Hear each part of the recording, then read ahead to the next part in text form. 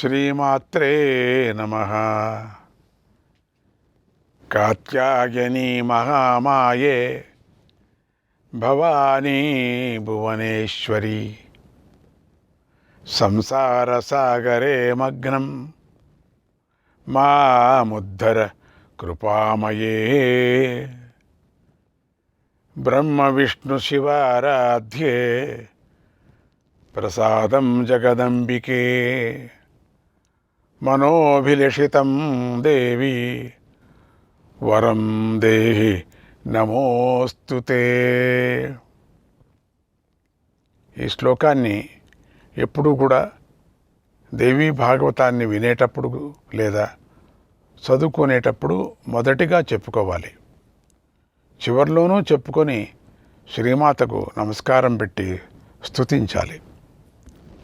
ఈ నవరాత్రుల్లో అందరూ శ్రీమాత అని స్మరిస్తూనే ఉండండి. వీలు పడితే రాయండి కూడా, శ్రీమాత అని కూడా రాయవచ్చు. ఎందుకంటే శ్రీమాతను స్మరించటం వల్ల ధనం లభిస్తుంది, స్థలం లభిస్తుంది, భూలాభం కలుగుతుంది, సంపదలు కలుగుతాయి, విజయం దక్కుతుంది, శాంతి లభిస్తుంది, జ్ఞానం లభిస్తుంది, విద్య లభిస్తుంది. అంతటి శ్రీమాతకు సంబంధించిన ఈ దేవీ భాగవత పురాణాన్ని వినటానికి, చదవటానికి కొన్ని నియమాలున్నాయి. వాటిని స్కాంద పురాణంలోని మానసఖండం చెప్పింది. కనుక ఆ నియమాలను మనం తెలుసుకొని ఎంతో భక్తితో శ్రద్ధలతో ఆచరిస్తే అమ్మవారి అనుగ్రహం కలుగుతుంది. వినేవారికి కోరిక ఉంటే తిథి, వారము, మంచి ముహూర్తం చూసుకొని పారాయణం చేయాలి. అలా చేస్తే వారి కోరికలు తీరుతాయి. కోరికలు లేకపోతే నవరాత్రుల్లో 4 రోజులు చేసుకోవచ్చు. అకస్మాత్తు 4 రోజులు చేసుకుంటే చాలు. మంచి ముహూర్తం చూసుకొని మిగతా నెలలోనూ చేసుకోవచ్చు కూడా.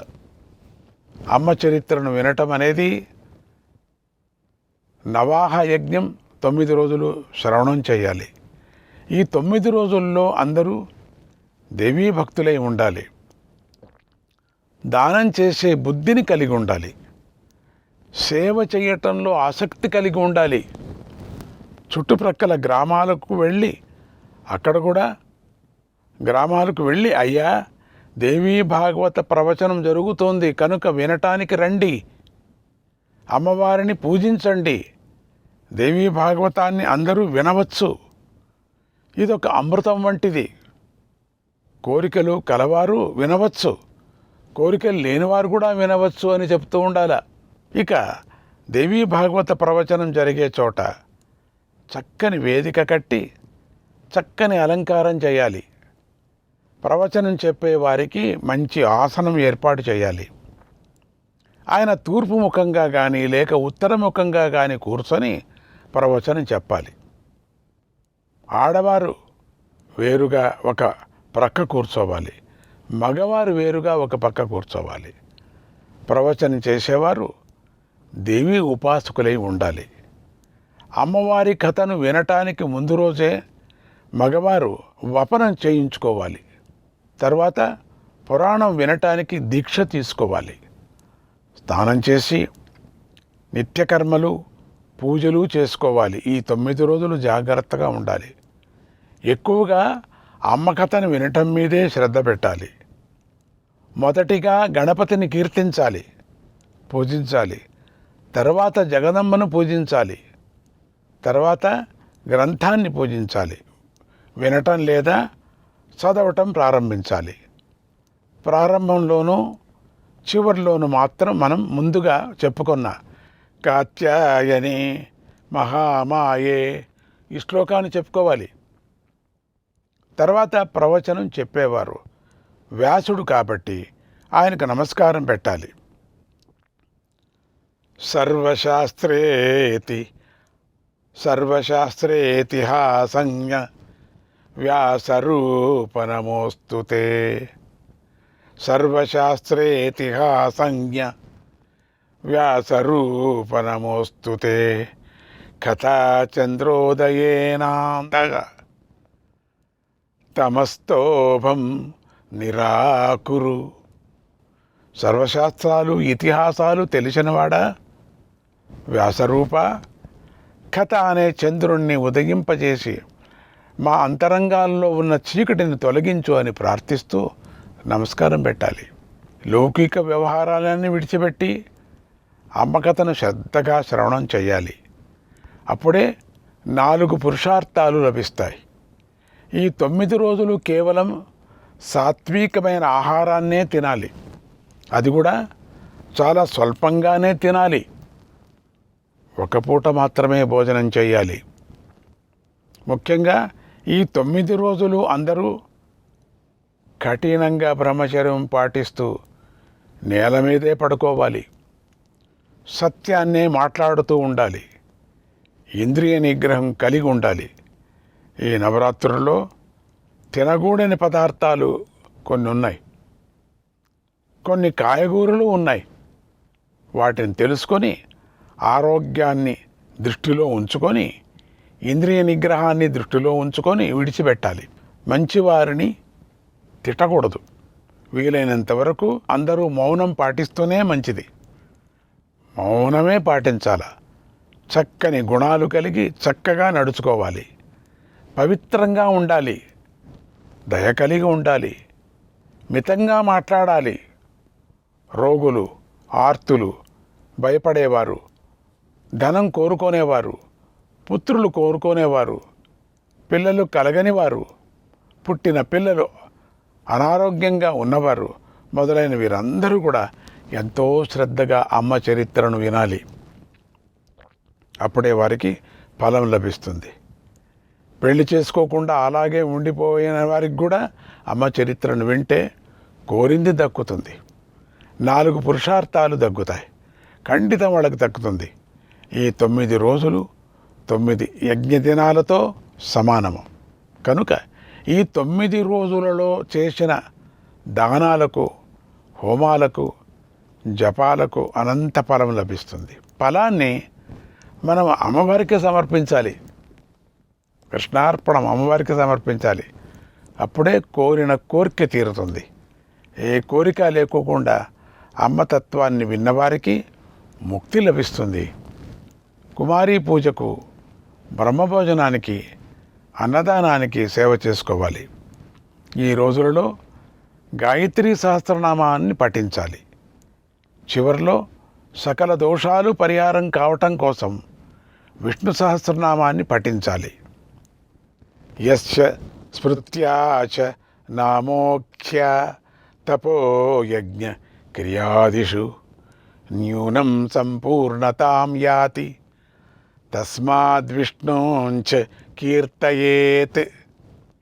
విష్ణుమూర్తిని స్మరిస్తే తపస్సులలో, యజ్ఞము మొదలైన వాటిలలో తెలిసి తెలియకుండా చేసిన లోటుపాట్లు, దోషాలు తొలగిపోతాయి.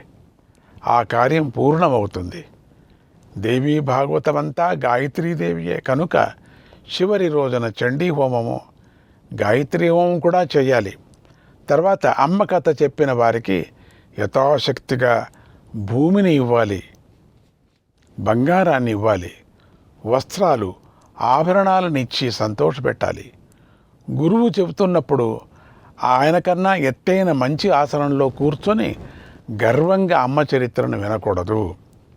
అలా చేసినవాడు మరుజన్మంలో కాకి అయి పుడతాడు. అమ్మ కథ చెబుతున్న వారికి నమస్కారం పెట్టకుండా వచ్చి కూర్చున్న, పడుకొని విన్న, విఘ్నాలు కలిగించిన, శ్రద్ధగా వినకపోయిన ఘోర పాపం చుట్టుకుంటుంది. అమ్మ కథ చెప్పేవాడిని గౌరవించాలి, పూజించాలి.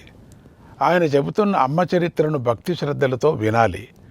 ఆయనకు శక్తి కొద్దీ పండు ఇవ్వాలి, ధనాన్ని ఇవ్వాలి. అలా పూజించి సత్కరించిన వారికి వైకుంఠలోకం దక్కుతుంది అని ఈ నియమాలను స్కాంద పురాణం చెప్పింది. కనుక వీటిని పాటించండి. మీ అందరికీ దుర్గా పరమేశ్వరి యొక్క కృప కలుగుగాక అని ఆశీర్వదిస్తూ శ్రీమాత్రే నమః.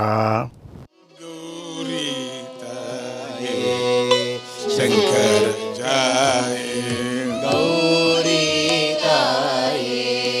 शङ्कर जाये रक्षिसु देवी रविशतभासे रक्षिसु देवी रविशतभासे गौरी ताये शंकर जाये गौरी ताये रक्षिसु देवी रविशतभासे रक्षिसु देवी रविशतभासे गौरी ताये शङ्कर जाये गौरी ताये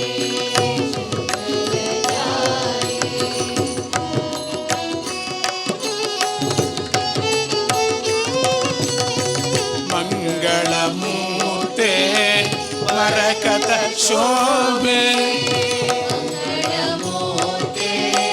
वरकत शोभे सज्जन पोषिणि दोचन वर्धिनि सज्जन पोषिणि दुर्जन वर्धिनि गौरी ताये शंकर जाये गौरी ताये शङ्कर जाये रक्षिसु देवी रविशतभासे रक्षिसु देवी रविशतभासे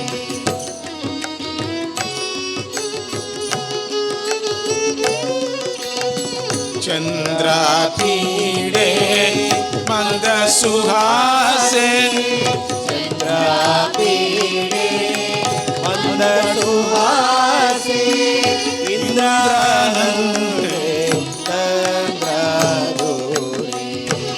इन्द्रानन्दे तन्द्रादूरे गौरी ताये शंकर जाये गौरी ताये शङ्कर जाये रक्षिसु देवी रविशतभासे रक्षिसु देवी रविशतभासे